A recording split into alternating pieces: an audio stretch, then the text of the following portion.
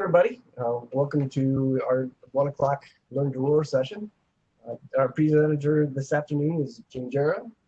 Jane Jarrow has been a member of the Tri-Village Lions Club for more than a decade. She wears multiple hats within her club, and she is the current director of membership and serves as both the service chair and communications chair for the club. She's going to provide us with some ideas on how to combine those functions for the town to survive the coronavirus crisis. Hi, Jane. Take it away, please. Thank you, Lion Jeff. Again, I'm Lion Jarrow with the Tri-Village Lions Club. If you're able to do so, please mute your audio feed so that others won't hear background noise from your end. And if you haven't already done so, when the session is over, you may want to go to the district's website, look under Learn to Roar, and find the link to this session that'll allow you to download a copy of my PowerPoint slides. If you've already got done the download, you can follow along as we go, but the slides are no different than what you're going to see on the screen. You don't need to download it before we get started. So let's get started. I need to tell you that originally, when we set up our Learn to Roar session back in February, I guess, when we first started planning, intent was that I do one session about membership recruitment and a second session about membership communications. And I suggested that they be combined into one session and that they be offered twice during this time period, because the issue of a healthy membership and the issue of how to communicate with your club has, over the last 3 months, become absolutely paramount. If we don't start communicating better, if we don't find ways to make this work in the middle of a pandemic, we're not going to have any membership, much less a healthy membership. So our title today, the original session was titled, I can't even remember. It started out as something else, and have changed it to be Healthy Membership in Unhealthy Times. Will your club survive COVID-19? Can we go to the next slide, please, Jeff?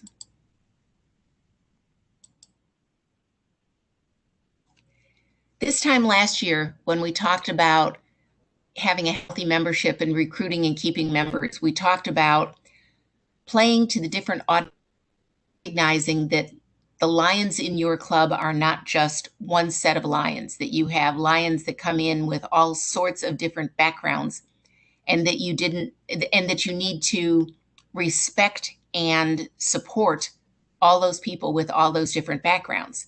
And a year ago, we would have divided our club members by generation.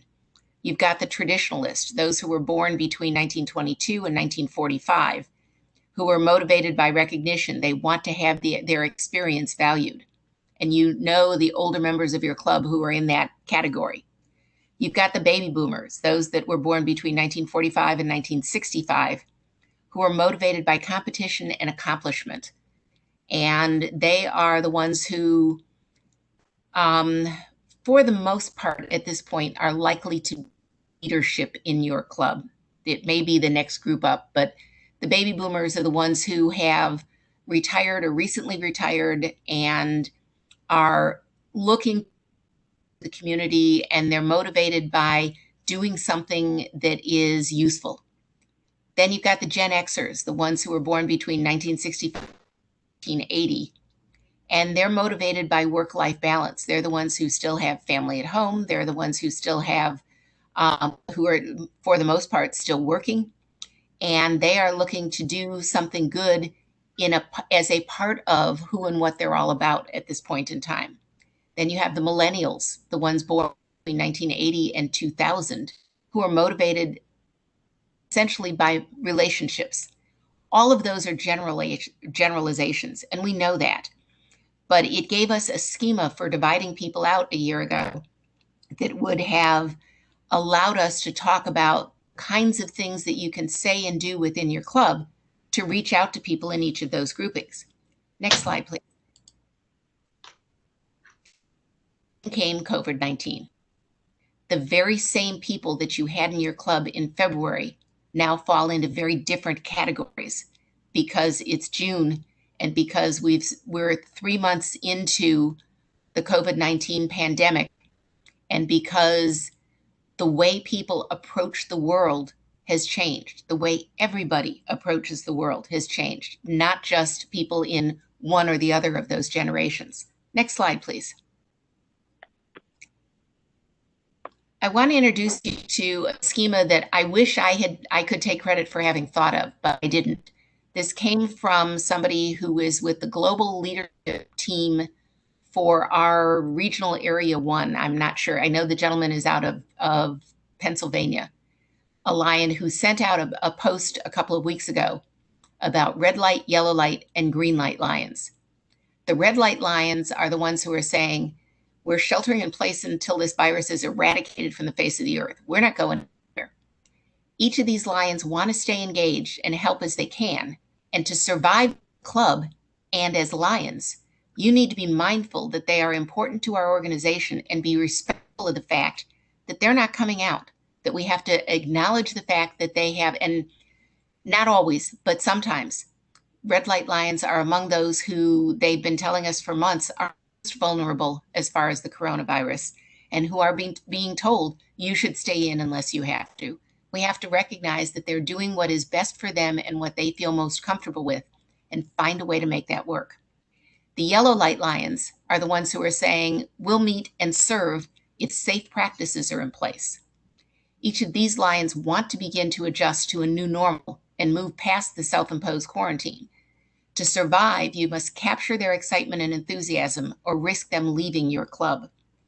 These are the ones who are saying, who are willing to set their foot outside, who are ready to come out, kind of, who are still very hesitant and uncomfortable, who think about the idea of getting together at a club meeting, which means more than 10 people, and they're reading all this stuff that says you shouldn't have more than 10 people in the same room.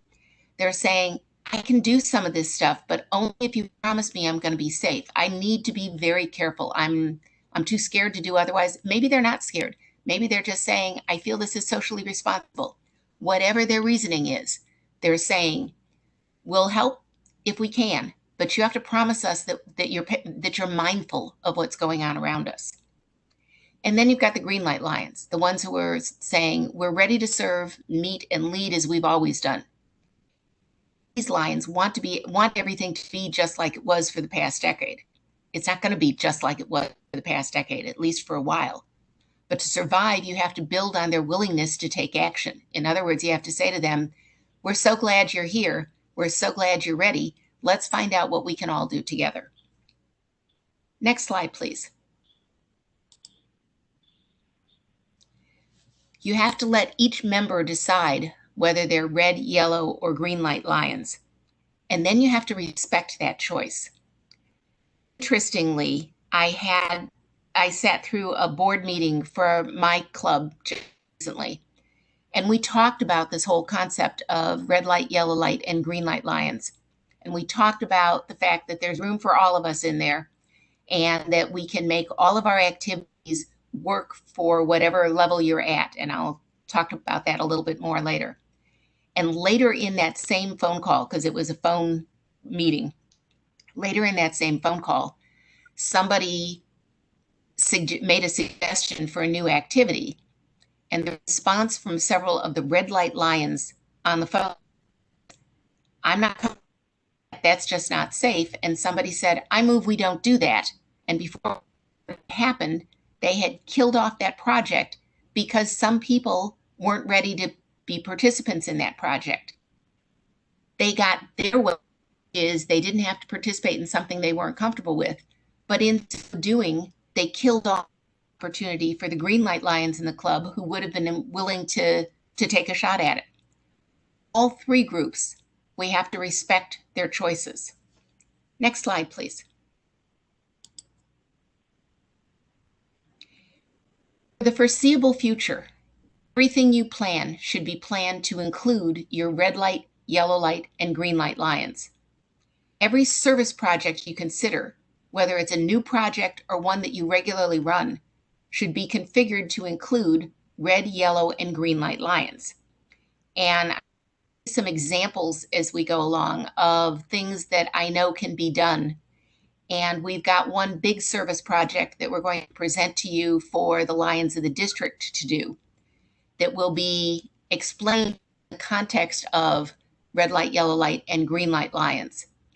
Every fund planning should be planned to include red light, yellow light, and green light lions. Wait a minute, let me back up for just a minute. As far as the service projects are concerned, I've got some more notes on the side to myself. Think about for service projects where some members of the club are getting out there and interacting with the public, physically doing work that needs to be done, cleaning a highway, doing something else. Well, what part can your red light lions have in that? Maybe they'll be the communication team for that project.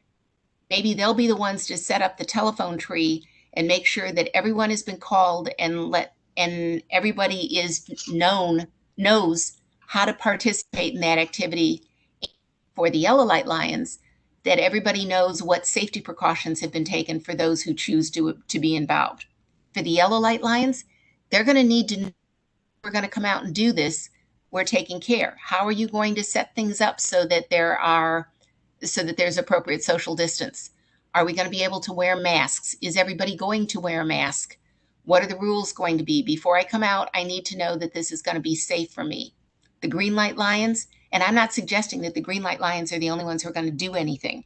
I'm just suggesting that as you look at each project, you look at what there is for everybody to be able to do. For example, if one of the things you're doing for some time is going into a local nursing home to meet with the residents and talk with them and maybe hold a luncheon or play chess or something. I know there's a Leo club in town that's been doing that. Okay, not only are there lions who aren't ready to do that, but they haven't opened up the assisted living facilities at this point in time. You can't go in and hold that kind of activity. What can you do? Well, you can have everybody writing letters, sending cards. I know in my club, we have 5 active members of our club who are currently in assisted living facilities somewhere around town. And on a regular basis, we have been sending out and reminding people, folks are here, here, and here. Here are their addresses. We're sure they'd love to hear from you, so that everybody can get involved in sending a note or sending a card or picking up the telephone. And we're going to talk about technology a little later, but no matter how low tech the members of your club are, I'll bet they've all got access to a phone. It may not be a cell phone, but they've got access to a phone. They know how to use the telephone. Find a way for them to use it. Find a way to make it work as part of your service. Every fundraiser you're planning should be planned to include red light, yellow light, and green light lions.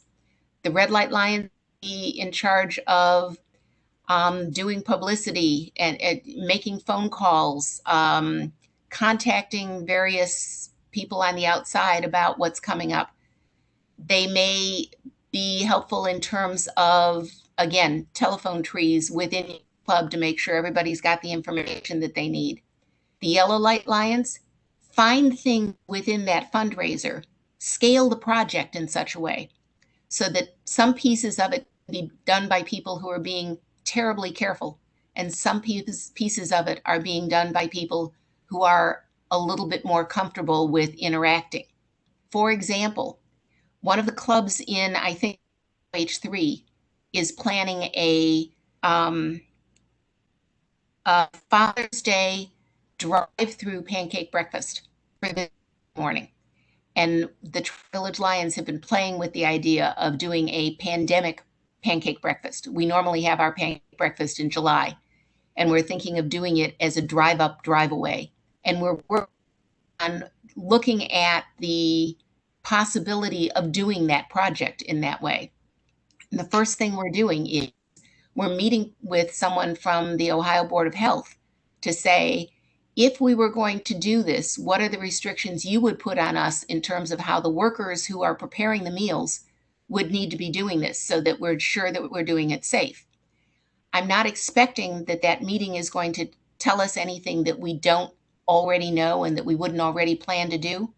But I want to be able to go back to our yellow light lions and say, we checked with the Ohio Board of Health, and these are the rules that they laid for us, and these are the things that we're going to be doing, so you can be sure that this is safe.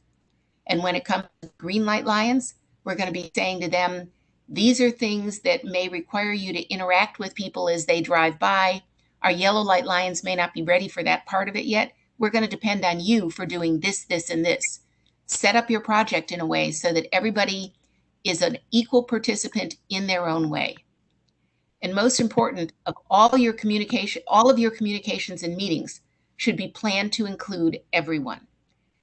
We have an activity coming up a week from Saturday. We're going to combine our installation banquet and our tail twister picnic that we do every year into one activity. And we have found a new setting because the place where we would normally hold our picnic is available to us, and the place where we would normally have our dinner, our installation banquet, can't have that many people in one room. We found another place. We found something where we can get spread out and yet everybody can be in touch. And even so, we know that there are people who are not going to be comfortable with coming together at this point in time. And we're okay with that. And instead of trying to set up the meeting to be available to the people who are not there by Zoom, because trust me, not all of our people are Zoom knowledgeable. They've had no experience with Zoom. And a lot of people who do know how to participate in a Zoom meeting will probably be there that night. So what do we do for all of the others who say, I'm not ready to come out yet? We're making the meeting available by phone up so that people can call in at the appointed time to hear the presentation part of the meeting. And in order to make it easy for them, we're sending everybody the phone number in advance. But when it is time to start the presentation part of the meeting, somebody sitting there is going to have the phone number of one of the people who's waiting at home, and they're going to call and say, okay, it's time. Call that number, come listen with us. We're going to do everything we can to make it easy for people to sit in by phone on that meeting.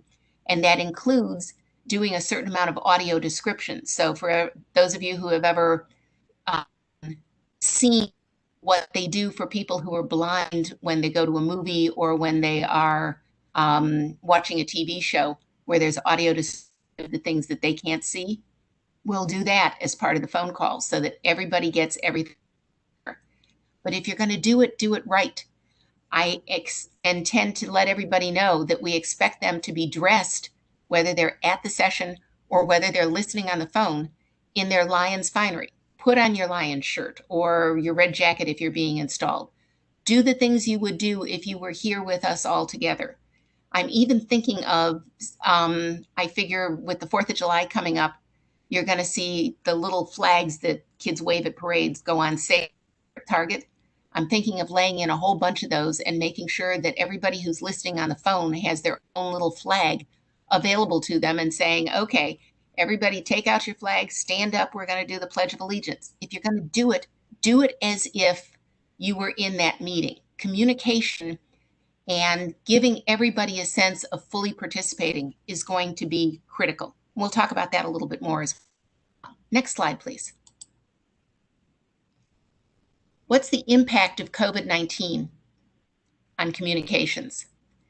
The COVID-19 pandemic has taught us that we can use the tools we have available for remote participation in new and exciting ways, but you cannot replace traditional communication and meetings with going virtual and assume that all will be well. We're into the 3rd of 4 sessions for Learn to Roar this morning, and we're seeing that already. The sessions that we've had have been going really well, but the attendance is not anywhere near what we had thought it might be, or that we had hoped for as far as that's concerned. And that's not surprising, but it is worrisome when you break it down to the level and say, how are you going to continue to keep your club together if for the immediate future your club can't physically be together? And the answer is, when all else fails, as far as I'm concerned at least, the answer is, when all else fails, try the telephone, folks. Let's go to the next slide. In today's world, technology is given. It isn't a debate. It's not that, should we do this by technology? The answer is, We need to plan on doing this by technology. The last 3 months, if nothing else, have taught us that there's a lot more that can be done using the technology that's available than we could have imagined just years ago. Some lions have lived in this environment of technology all their lives. They've lived all their lives of being online, having this available, or they live their work lives that way, and so it comes naturally to them. Some lions have lived for many years, again, because their work is that, because they are comfortable at home with getting online and that kind of thing. Some lions have just moved in here and are getting settled in. They're not quite as comfortable with the technology. I'm looking at the list of participants and seeing that we have almost as many people calling in by phone as we have looking in on the session by Zoom. And that's great. You've a way to make what technology you're comfortable with work for you. But you also have to recognize that some lions will never assimilate. They're still living in the old country and they like it there. They are not about to be pushed into using technology that simply doesn't come to them. So let's give them technology that does come naturally to them. And again, anything you're doing by Zoom can be done by phone. Make the most of it, folks. They can all handle the telephone. Slide, please. We cannot build a technology environment that's user-friendly to people who refuse to use it. But we can and should give more thought to creating an environment that incorporates technology in the virtual world so that it is as usable as possible to as many different users as possible. My hope, this banquet that we're doing coming up in a couple of days, and the idea that we are going to try and get everybody who can't be there on by phone, is going to be a precursor for things to come. In other words, if we can get them to tap in by phone, then it should be that much easier to introduce the idea come fall. We usually take off during the summer. It'll be easier to introduce the idea for the fall that we're going to continue to hold as we have. And for those who are comfortable with coming out to the MCL cafeteria, we'll be there and we'll be ready. And for those who aren't, we'll still be there for you. You can jump on by phone. And one of the things that we will do is during the summer month, we're going to offer tutoring, for lack of a better term, for lions who say, I'm not ready to come out, but maybe I could do this phone thing. We can get on the phone with them. We can walk through it. We can, if they're willing to come out and meet us over at the MCL for lunch where we sit at the table from each other, I can still show them what somebody else would be seeing if they were there in the room and what they would be hearing if they were on a conference call. We'll do individual tutoring if we have to, but we're going to get people online, or we're going to get people on phone. We're going to get people there. I have to tell you, my big accomplishment for this week is that I spoke to one of our oldest member for that matter. Gentleman is 93 years old, and he is in one of those assisted living facilities that's been locked down since early March. And I said, it's about time we got you back to a meeting. And he said, well, I'm not allowed out. I said, I know that, but you and I are talking on the telephone. That's all you need.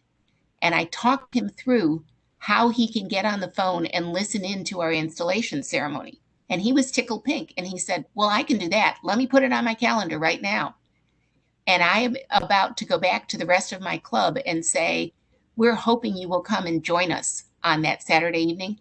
But if you're not, we expect you to be on the phone, because if Chuck Rout can figure it out, damn it, the rest of you can figure it out too. What you need to do is make it clear people that they affiliate with, people that they know are no more comfortable with the technology than they are willing to try, so that you can give it a try as well. Let's go to the next slide, please. You move your club in a post-pandemic world. Somebody's dog just conversation. The first thing to do to move forward from here is to embrace your heritage. honor your past and then let it go. Not that what has been right up in February of 2020 isn't important. It's everything. It's who you are. It's how you got to where you are. But you also have to acknowledge time to say we can't go on in the way that we were back in. We need to think about new ways to go. Keep what still works and adapt the rest. I have to tell you, I saw one of those little signs on the internet the other day that said, how many of you think this pandemic thing is going to go away in 2 weeks so we can get back to normal? Raise your hand. Now slap yourself with it. It's not going away, folks. Not anytime soon. Next slide, please. We have to acknowledge the change and not ignore it. If you wait until everything is back to normal, you will have waited too long. And I have heard about a couple of clubs who are saying, well, we're just going to wait until fall and hope that things have opened up by then, and we're not making any plans or doing anything differently in the meantime. We generally take the summer anyhow, so we'll just take it off now and we'll see what's happening then.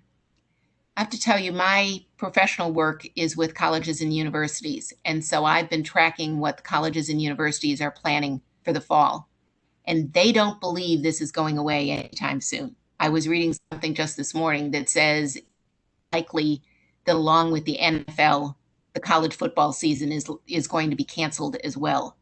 The colleges and the people who are looking at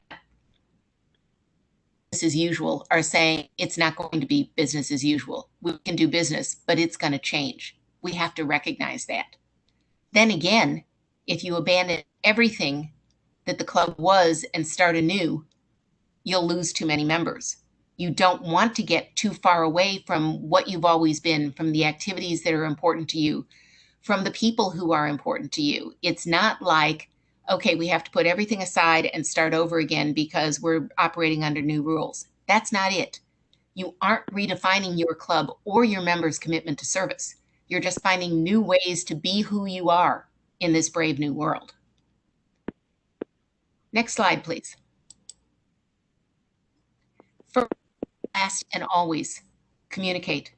You really need to think about communicating with the with club members first and foremost, and with other community as well, to let the community know that you're still out there. And let me give you some specifics, some ideas. I did not get this finished in time to have it up on the website so you could download it, but I have now finished a document that I will be more than happy to share, and before we get to the end, you'll have my email address so you can write for it.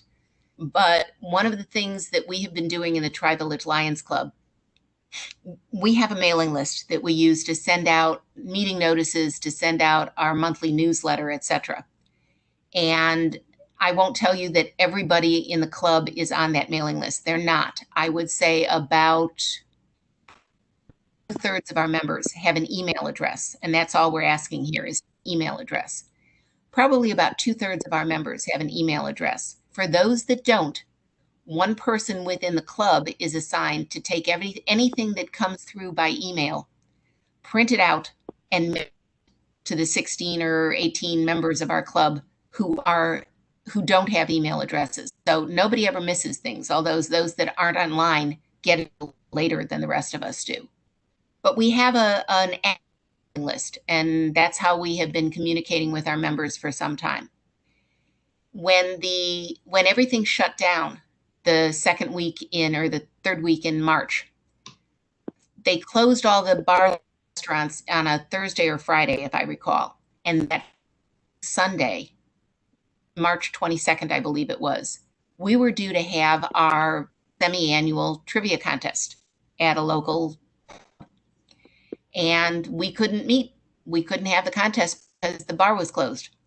And we obviously had to cancel activity as we had planned it, which is both a fun and fellowship and a fundraiser for us. We couldn't do it, but we said, well, as long as we can't come together and play, but maybe we can play anyhow.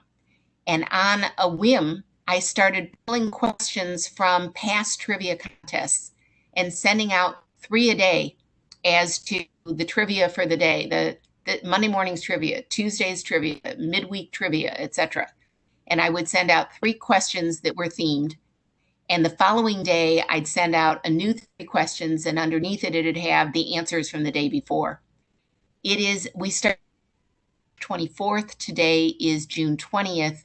We have sent out 3 questions a day for the last 3 months. So I've got about 90 of these posts, each of which have 3 questions in them. And I put them all in one Word document, and I will be happy to share it with anybody so that if you have an email list, you can pull out these questions, you can group them, you can play with them in any way you want, but you've got the questions and you've got the answers, and all you have to do is cut and paste them into posts to your own members and send them along. And I won't tell you that everybody is actively playing, or I don't know whether they are or not. I've got 2 or 3 people who regularly write back and say, these are my answers, or take a shot at answering the questions. It's set up in such a way so that when they send replies, those replies come only to me. So nobody else is seeing it. So there's 2 or 3 people who consistently play along and give their answers. But I know that the rest of them are out there reading it, because every once in a while, someone else will write in and say, I don't think that's right, or, hey, I got all 3 of them today, or something else. The bottom line is, once a day for the last 90 days, all of our Lions have gotten something from the Tri-Village Lions, reminding them that they're out there, that we're out there. Now, they've gotten other things as well. They've gotten newsletters, they've gotten announcements, they've gotten reminders of things that are coming up. But at least once a day, those trivia questions. And it's been making sure that people don't forget that they are part of the Tri-Village Lions, and that the Lions are still out there, and that we're thinking about them, if you will. I figure anybody who has an email address is probably going online once a day, or if not, maybe it's every other day for some folks who don't live on their computers the way I tend to do. But whenever they do, they are reminded that the Tri-Village Lions are out there. There's another idea that we stole from the Westerville Lions this time.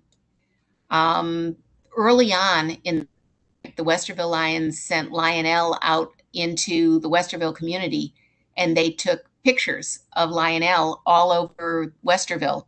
And as I understand it, they posted those pictures to their Facebook page and invited people to guess where Lionel was at. We thought that was a good idea. So we put together a lion suit. We got somebody to dress up in the lion suit and went out and took pictures of our lion all over the Tri-Village area. And we're going to start feeding those through to our Facebook. We have already started posting them to our own members saying, can you guess where this is? But we're going to send them through our Facebook page to the community and to the broader community, except we put our own twist to it. We have one of our members talk about red light lions. We have one of our members, an 89-year-old woman who didn't join the Lions Club until she was 84. She is a delightful lady who has more energy than any 3 people I know. She's 89 years old, and her grown children, who are themselves grandparents who live here in the Columbus areas, they have her on house arrest. She's not allowed out of her house. Walk the dog. And her dog, I think, is older than she is in dog years. And I think this dog is probably 2 inches shorter than before the pandemic started, because it's the only time she's allowed out. So she walks the dog a lot. But other than that, she's not allowed to leave the house. They're being very careful, and they're asking her to be careful, and she's being very well behaved. But she's bored out of her gourd. So on along the line, we asked her, because I know she sews well, if she would be willing to make masks, face masks. And we got her the fabric that was needed. And she has been sewing face masks. As a matter of fact, she dropped off another 40 of them for me this morning. She's been sewing face masks for us for the better part of 3 months or 2.5 months now, since we thought of the idea. And we have made face masks available to all of our members. All they had to do was ask, and we mailed them out to them, so that everybody's got the face masks that we have as Lions that we have that are part of the Tri-Village Lions, and they've got cute lions on the outside. They're really very attractive looking. And it was, again, a reminder that you're part of the Tri-Village Lions. We're here. We're not ignoring the pandemic. We're doing things that are in keeping with what the pandemic is all about. But I got to tell you, when our Danny the Lion went out to take pictures all over Tri-Village, he's wearing a mask. He's wearing the lion's face mask that looks just like the one we sent to our individual lions. Don't ignore the pandemic. Don't pretend it's not happening. Figure out a way to make it work for you. We've been doing a newsletter for our members. We normally do a monthly newsletter that can often be 8-10 pages long. Over the course of the pandemic, we're doing a weekly newsletter just to keep in touch. And one whole page of it has been funny pictures or funny things that we found. It's not a lot of content for the most part, but it's constant, it's there. And remind people that the Tri-Village Lions are still up and operating, and it gives us a chance to remind them that this is coming up, or we're still going to do the buy sale, or whatever it is. Stay in touch with everybody, and then figure out how to communicate with the community around you, and that you're still out there as well. Next slide, please. So here's a for you.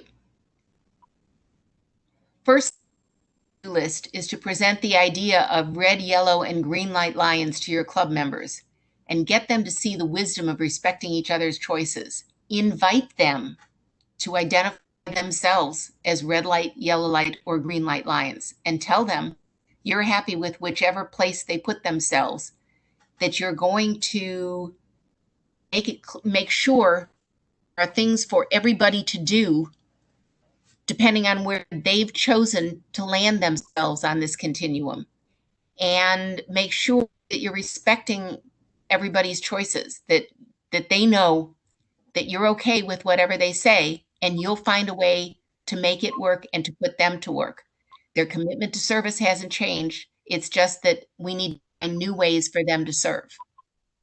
Consider the opportunity and the limitations of using technology in your club and plan accordingly.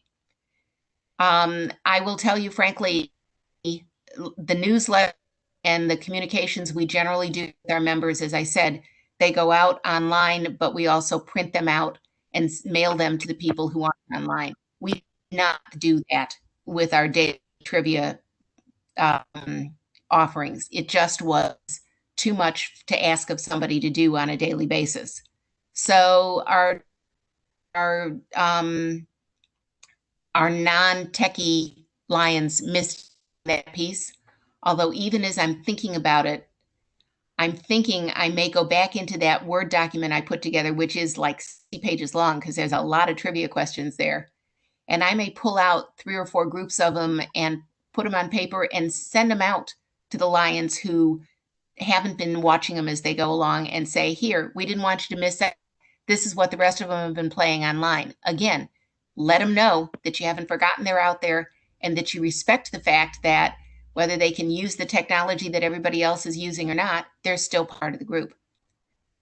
And watch for opportunities to steal good ideas. I just mentioned to you the idea of stealing the idea of having a lion visible all over the community, which we took from the Westerville Lions. The June Lions came up with an idea for keeping their own members excited about things that are going on. So they put together, they assigned numbers at random to everybody in the club. And once a week, if I understand it correctly, once a week, a number drawn. The first number drawn by the club president, and after that, last week's winner draws the number for this week. And they look to see whose name was associated with that particular number, and that's the winner for the week. And that winner gets, I don't know, maybe a $10 gift card to Starbucks or to Panera Bread, or I don't remember what the reward was. But there was some kind of a gift card came with it. And they got to go back to the group as a whole and announce that our winner for the week is so-and-so. And We'll be drawing again on Friday. And it was just a way to keep in touch with all of their members along the line. Of stealing things to be done. So I'm looking for ways to put into practice. But again, for your red light, yellow light, and green light lions, the local chamber of commerce came up with an idea for what they're calling restaurant go. And they have taken the names of 25 restaurants in the area and put them onto a bingo card, with the center square being a free space. And they're saying for those for those who get a full line on the bingo card of across the top, down the side, whatever, if you get a full line of places you have frequented, and this day and age where everybody's delivering, that could be either you go there or you order from there, either one, or you pick up from there, as that matter. But for everybody who gets in the line of places that you have frequented, for the first 10 people in their bingo card, there's a $25 gift certificate in here for you, available for use at any of those restaurants. It's a really clever idea because it's in your red light, yellow light, green light lions, because everybody can tap into that, even if they're not physically going to the restaurants these days. And by the way, the free space in the middle, you could use that to do a second for any other restaurant that you wanted. So if you particularly like Panera's and you already had them down in this corner, you could also use the free space if you went there a second time. And by the way, you had to attach the receipts to the bingo card. And for those who didn't want to fiddle with mailing everything into a central address, they gave you the option of taking pictures on your cell phone of your bingo card and of your receipt, and using that and sending it through, mailing it through that, or sending it through that way electronically. About using the technology, think about ideas that you can put in place within your community, and by all means, communicate. Okay. Before I open it up for some questions, I about something that is coming up at the district level that I kind of demonstrates everything we've talked about. In the report that you will see come around the 1st of July, we are going to introduce the idea of a district-wide combination service project and fundraiser. And interestingly, I heard Mike Carrick this morning in his session about My Lion talk about how if you are doing an activity that is both a fundraiser and a service project, you want to report it as a service project so that you get credit that way. And you also get to report the fundraising parts at the same time. But if there's a service component to it, then go with the service project. The project is a fundraiser for every club district that chooses to participate, and everybody will get out of it what they put into it. As I said, I am professionally involved with colleges and universities, and I am looking at what Ohio State University is going to be doing in terms of opening up for the fall. And their plan is to bring students back to campus in the fall. They're changing the way that classes are offered. They're changing the configuration of their residence halls and their eating facilities. They're going to be very careful with the way it's done. But the bottom line is they're inviting thousands of people to come back to campus in the fall. And one of the things that comes with that is campus, you can't be in class unless you're wearing a face mask. Whoever did that, now you've got me doing it. Just a second, I need a drink.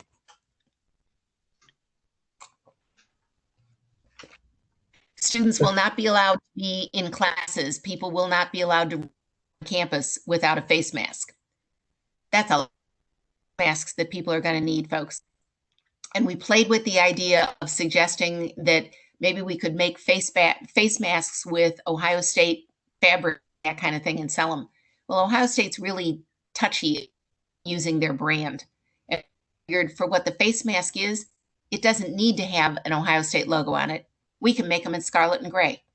So we're going to provide to every club in the district all the information they need about how to make face masks in terms of several different places where they can go to get information, to get directions on how to make masks, about where to get the fabric, and not everybody has to be the same. In fact, variation is the theme here at this point in time. But what kind of fabric to use, how to make the face masks, what materials they will need to use it. And then we're going to say, think about how many masks your club can pull together, can make between now and August 15th. Because August 15th, you're going to submit all the masks that you've made to a central location, and we've already figured out some distribution mechanisms on campus, and we're going to sell these masks. We're going to sell the masks to the thousands of students, faculty, and staff who will be returning to Ohio State, which is why this isn't something to be done by a single club. We can't begin to make a difference.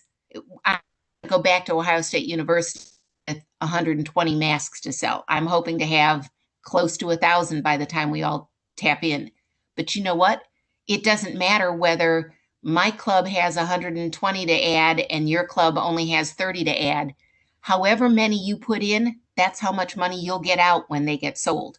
So each club gets to put in whatever they, whatever gets to take out whatever they put in the whole thing. And we're going to say to folks, you want to plan on donating masks in groups of 10. In other words, 10, 20, 30, 40, 50, 60, whatever. But for every 10 masks that you add in, you must also provide an extra mask. So for every 10 masks, there has to be an 11th mask.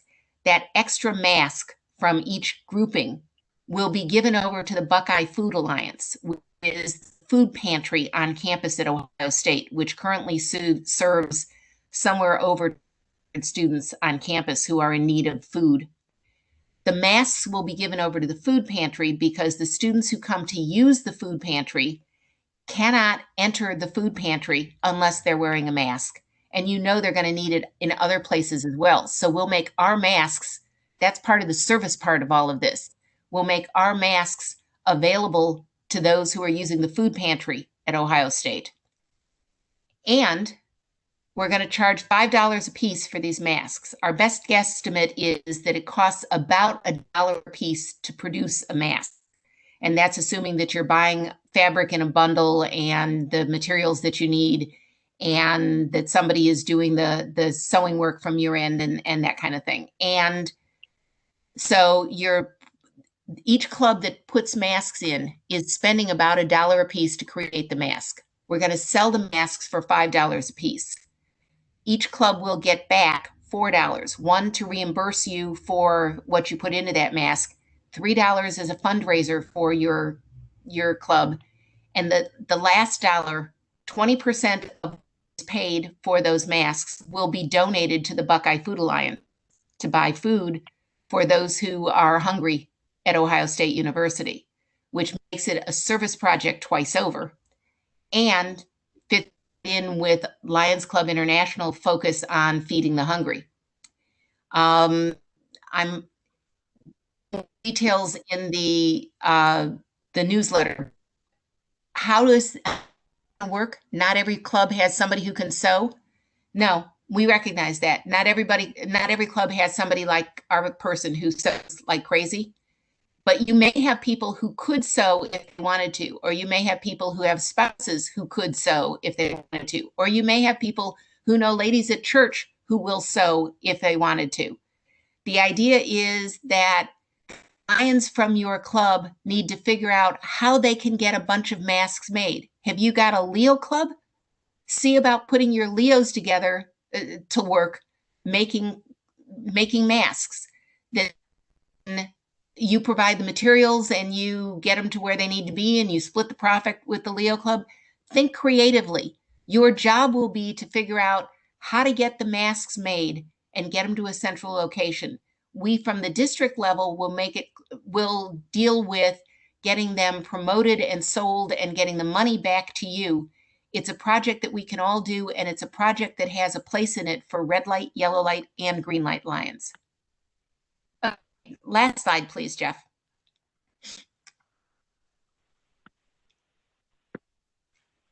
We hope you'll stay in touch.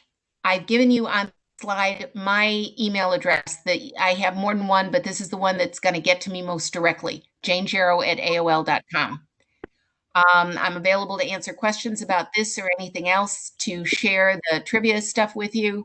I hope you will stay in touch. We're actually at 150, but if there's anybody who wants to ask a couple of questions, we'll take them now.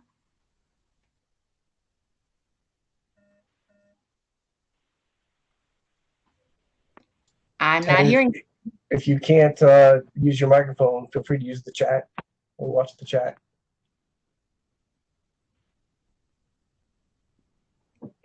See who the red timers are. All right. Hearing none and knowing that we've used up our time and you have another place to go, hopefully at 2 o'clock, I'll say goodbye for now, but I do hope you'll stay in touch. And I do hope that if there's something we can do to help you survive COVID-19, that you'll let us know. Thank you, everyone. Thanks. Thanks. Thank you. Take care. Thank you, Jane. Thank you, Jane.